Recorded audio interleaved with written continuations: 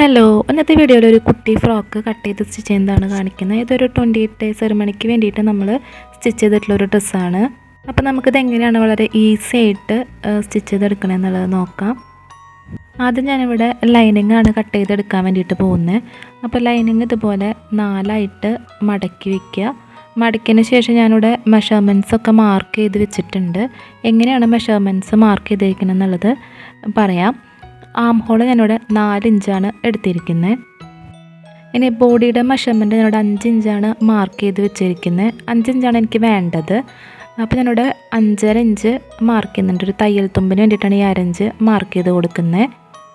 നെക്കിൻ്റെ ലെങ്ത്ത് ഞാനിവിടെ ഒരു 2 ഇഞ്ചാണ് എടുത്തിരിക്കുന്നത്.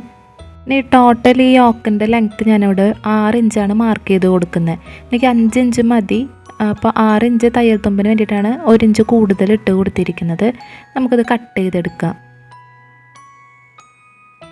ഇതേപോലെ 2 പീസ് നമുക്ക് കിട്ടിയിട്ടുണ്ട്. ഇനി ഇങ്ങനെ മടക്കി വെച്ചതിന് ശേഷം നെക്കിൻ്റെ ഏരിയ നമുക്ക് കട്ട് ചെയ്തെടുക്കണം. നെക്കിൻ്റെ ഏരിയ കട്ട് ചെയ്യുമ്പോൾ ഒരു 4 ഇഞ്ച് വിട്ടിട്ടാണ് കട്ട് ചെയ്തെടുക്കണേ. ഇങ്ങനെ കട്ട് ചെയ്തെടുത്താൽ മാത്രമേ നമുക്ക് കറക്റ്റ് നെക്കിൻ്റെ മെഷർമെൻറ്റ് കിട്ടുള്ളൂ. എന്നുണ്ടെങ്കിൽ നെക്ക് ഭയങ്കര വൈഡായിട്ട് പോവും. ഫ്രണ്ട് പീസിൻ്റെയും ബാക്ക് പീസിൻ്റെ നെക്ക് സെയിം മെഷർമെൻറ്റ് തന്നെയാണ് എടുത്തിരിക്കുന്നത്. ഇനി നമുക്ക് സ്റ്റിച്ച് ചെയ്യാണ്ട് നല്ല മെറ്റീരിയൽ കട്ട് ചെയ്തെടുക്കണം. അപ്പോൾ ഈ മെറ്റീരിയലാണ് നമ്മൾ യൂസ് ചെയ്യുന്നത്. അപ്പോൾ ഇതുപോലെ ഒന്ന് മടക്കുക, എന്നിട്ട് വീണ്ടും ഒരു മടക്കം കൂടി ഇങ്ങനെ കൊടുക്കുക. അങ്ങനെ 4ആയിട്ട് മടക്കുക. ഇതിൻ്റെ മുകളിലേക്കാണ് നമ്മൾ കട്ട് ചെയ്തിട്ടുള്ള ലൈനിങ് വെച്ച് കൊടുക്കുന്നത്. ഇതിനെ വെച്ചതിന് ശേഷം ഇതിൻ്റെ അളവിൽ കട്ട് ചെയ്തെടുക്കുക. അപ്പോൾ ഈ മെറ്റീരിയൽ ചുളിവുകളുണ്ട്. അപ്പോൾ നമുക്ക് കട്ട് ചെയ്തെടുക്കേണ്ട ആവശ്യമായിട്ടുള്ള പോർഷൻ ഒന്ന് അയേൺ ചെയ്തിട്ട് ഇങ്ങനെ കട്ട് ചെയ്തെടുക്കുകയാണെങ്കിൽ കുറച്ചും കൂടെ നല്ലതായിരിക്കും. അപ്പോൾ ഇവിടെ ഞാൻ 2 മെറ്റീരിയൽ ഇപ്പോൾ കട്ട് ചെയ്തിട്ടുണ്ട്. ലൈനിങ്ങും കട്ട് ചെയ്തിട്ടുണ്ട്, നമ്മുടെ ഫാബ്രിക്കും കട്ട് ചെയ്തിട്ടുണ്ട്. നമുക്ക് ലൈനിങ് അറ്റാച്ച് ചെയ്ത് കൊടുക്കണം. അപ്പോൾ ഇതെങ്ങനെ അറ്റാച്ച് ചെയ്യണമെന്നുണ്ടെങ്കിൽ ഫാബ്രിക്കിൻ്റെ നല്ല വശത്തിൻ്റെ മുകളിലോട്ടാണ് ഈ ലൈനിങ് വെച്ചിട്ട് നമ്മളിങ്ങനെ അറ്റാച്ച് ചെയ്ത് കൊടുക്കുന്നത്. ഈ ഒരു രീതിയിൽ നമ്മളിങ്ങനെ അറ്റാച്ച് ചെയ്ത് കൊടുക്കുക. ലൈനിങ് അറ്റാച്ച് ചെയ്തതിന് ശേഷം ഈ ഒരു നെക്ക് പോർഷനിൽ ഇതുപോലെ ജസ്റ്റ് ഒന്ന് കട്ട് ചെയ്ത് കൊടുക്കുക.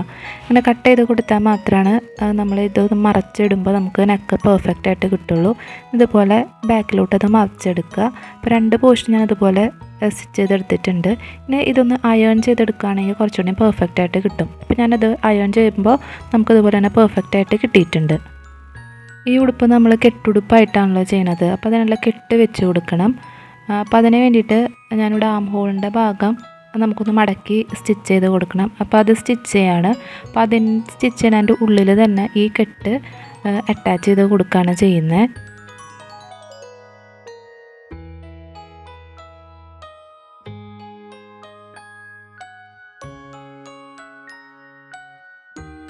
ആം ഹോളിൻ്റെ ഭാഗം മടക്കി സ്റ്റിച്ച് ചെയ്യുമ്പോൾ ആ മടക്കിൻ്റെ ഉള്ളിലോട്ട് ഞാൻ ഈ ഒരു വള്ളി വെച്ച് കൊടുക്കുകയാണ് ചെയ്തിരിക്കുന്നത്. അതങ്ങനെ വെച്ച് ജസ്റ്റ് ഇങ്ങനെ സ്റ്റിച്ച് ചെയ്തെടുക്കുകയാണ്.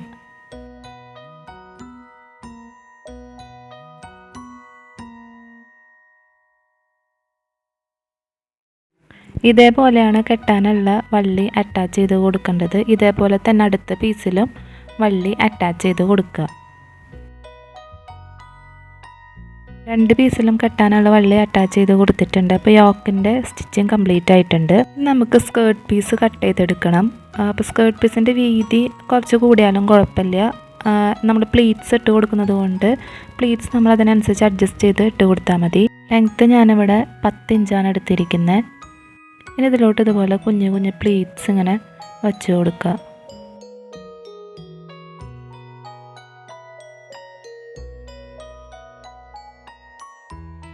പ്ലീറ്റ്സ് കംപ്ലീറ്റ് ആയിട്ട് സ്റ്റിച്ച് ചെയ്തെടുത്തിട്ടുണ്ട്. ഇനി ഈ യോക്ക് പോർഷൻ ഇങ്ങനെ വെച്ച് കൊടുക്കുക. ഇനി ഇതിൽ ഈ പീസ് കൊള്ളുന്നുണ്ടോ എന്നുള്ളത് നോക്കുക. യോക്ക് പീസിൽ കൊള്ളുന്ന അത്ര വേണം നമ്മൾ പ്ലീറ്റ്സ് ഇട്ട് കൊടുക്കാൻ വേണ്ടിയിട്ട്. ഇത് സ്കേർട്ട് പീസിൽ അറ്റാച്ച് ചെയ്ത് കൊടുക്കാൻ വേണ്ടിയിട്ടുള്ള ലൈനിങ് ആണ്. ഇതിൻ്റെ അടിവശം നമ്മളിങ്ങനെ മടക്കി സ്റ്റിച്ച് ചെയ്തെടുക്കുകയാണ്. അപ്പോൾ ലൈനിങ് മടക്കി സ്റ്റിച്ച് ചെയ്തെടുത്തതിന് ശേഷം അതിങ്ങനെ നമ്മൾ സ്കേർട്ട് പീസിന് നല്ല വശം മുകളിലേക്ക് വരുന്ന രീതിയിൽ വയ്ക്കുക. ഈ ലൈനിങ്ങിൻ്റെ മറുവശം മുകളിലേക്ക് വരുന്ന രീതിയിൽ തന്നെ വെച്ചിട്ട് ഇതിലിങ്ങനെ അറ്റാച്ച് ചെയ്ത് കൊടുക്കുക. ഈ ലൈനിങ് അറ്റാച്ച് ചെയ്യുമ്പോൾ ചെറുതായിട്ടൊന്ന് പ്ലീറ്റ്സ് ഇട്ടിട്ടൊന്ന് അറ്റാച്ച് ചെയ്ത് കൊടുക്കാൻ വേണ്ടിയിട്ട് നോക്കുക. ഇതിൻ്റെ ലെങ്ത്ത് എന്ന് പറയുന്നത് നമ്മൾ സ്കേർട്ട് പീസിനെക്കാട്ടും ഒരു 1.5 ഇഞ്ച് കുറവ് ലെങ്ത്തായിട്ട് നമ്മൾ എടുക്കുക. സ്കേർട്ട് പീസിലിട്ട പോലത്തെ ചെറിയ ചെറിയ പ്ലീറ്റ്സ് ഇടണ്ട. ഇതുപോലെ വലിയ കുറച്ച് പ്ലീറ്റ്സ് നമ്മളിങ്ങനെ വെച്ച് കൊടുക്കുക. തേർഡ് പീസിൽ ലൈനിങ് അറ്റാച്ച് ചെയ്തതിന് ശേഷം ഇത് നേരെ ഇങ്ങനെ മറച്ചെടുക്കുകയാണ് ചെയ്യുന്നത്. ഇതേപോലെ ഇങ്ങനെ മറച്ചെടുക്കുക. ഇതിലോട്ട് നമുക്കിനി യോക്ക് പീസ് അറ്റാച്ച് ചെയ്ത് കൊടുക്കാം. അപ്പോൾ യോക്ക് പീസിൻ്റെ നല്ല വശം മുകളിലേക്ക് വരുന്ന രീതിയിലാണ് നമ്മൾ വെച്ച് കൊടുത്തിരിക്കുന്നത്. ഇനി അതിൻ്റെ മുകളിലേക്കാണ് ഈ സ്കേർട്ട് പീസിൻ്റെ മറുവശം മുകളിലേക്ക് വരുന്ന രീതിയിൽ കേട്ടോ. അതായത് ലൈനിങ് നമ്മൾ മറച്ചു കൊടുത്തുല്ലോ, ആ ലൈനിങ് മുകളിലേക്ക് വരുന്ന രീതിയിലാണ് വെച്ച് കൊടുത്തിരിക്കുന്നത്. ഇനി യോക്ക് പീസിൻ്റെ ഈ ഒരു പോർഷനെ മടക്കിയിട്ടാണ് നമ്മൾ സ്റ്റിച്ച് ചെയ്ത് കൊടുക്കുന്നത്. പിന്നെ മടക്കി സ്റ്റിച്ച് ചെയ്യുമ്പോൾ കുറച്ചും കൂടി ഭംഗിയായിരിക്കും.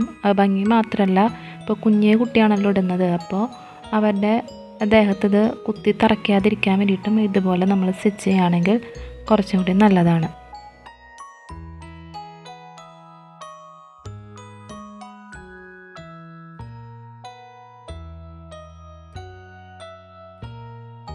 ഇതേപോലെ സ്റ്റിച്ച് ചെയ്തെടുത്തിട്ടുണ്ട്. അപ്പോൾ ഇതേപോലെയാണ് നമുക്ക് കിട്ടേണ്ടത്.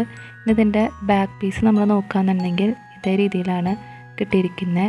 അപ്പോൾ കുറച്ചും കൂടി ഫിനിഷിങ് ഉണ്ടാവും ഈ ഒരു രീതിയിൽ സ്റ്റിച്ച് ചെയ്തെടുക്കുകയെന്നുണ്ടെങ്കിൽ. ഇനി ഇതേപോലെ തന്നെ അടുത്ത പീസും സ്റ്റിച്ച് ചെയ്തെടുക്കുക. എന്നിട്ട് ഇനി നമുക്കിനി 2 പീസും കൂടിയിട്ട് അറ്റാച്ച് ചെയ്ത് കൊടുക്കാം.